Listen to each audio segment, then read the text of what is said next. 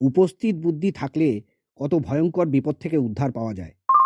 স্বামী ও স্ত্রী গঙ্গাসাগরে মেলায় গেছেন। স্বামী গামছা পরে নদীতে নামলেন। জলের স্রোতে ওনার গামছা ভেসে চলে গেল।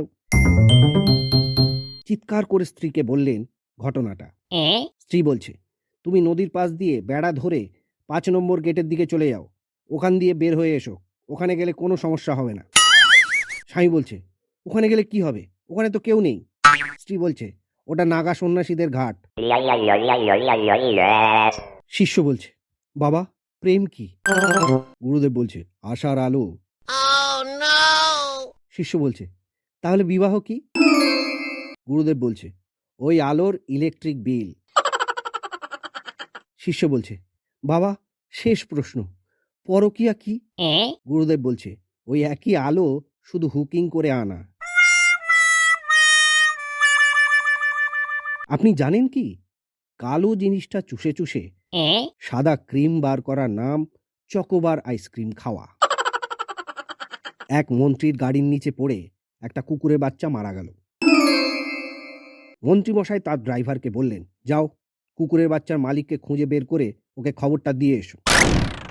ড্রাইভার মালিকের খোঁজে পাশের গ্রামে চলে গেল। প্রায় ঘন্টা 2 পরে ড্রাইভার ফিরে এলো। অবাক হয়ে মন্ত্রীমশাই দেখলেন ড্রাইভারের গলায় অজস্র ফুলের মালা আর হাতে গাদাখানেক মিষ্টির বাক্স। মন্ত্রী বলছে, এসব কি, কারা করেছে এসব? ড্রাইভার বলছে, স্যার গ্রামের লোকজন আমার পুরো কথা শোনার আগেই আমাকে মালা পরাতে লাগলো আর হাতে মিষ্টির বাক্স ধরিয়ে দিল। মন্ত্রী বলল, কিন্তু কেন? ড্রাইভার বলছে, কি জানি, আমি তো শুধু এইটুকুই বলেছিলাম, আমি মন্ত্রী সাহেবের ড্রাইভার, কুত্তার বাচ্চাটাকে আজ আমি মেরে ফেলেছি। থাকতো যদি দুটো পাহাড়, ছোট্ট একটি নদী, লাইক কমেন্ট শেয়ার তখন পড়তো নিরবধি। পাহাড়ও নেই, নদীও নেই, আছে শুধু অ্যান্টেনা। লাইক কমেন্ট শেয়ারে তাই শুধুই দেখি ট্যান্টেনা। এই হচ্ছে ছেলেদের ভাগ্য।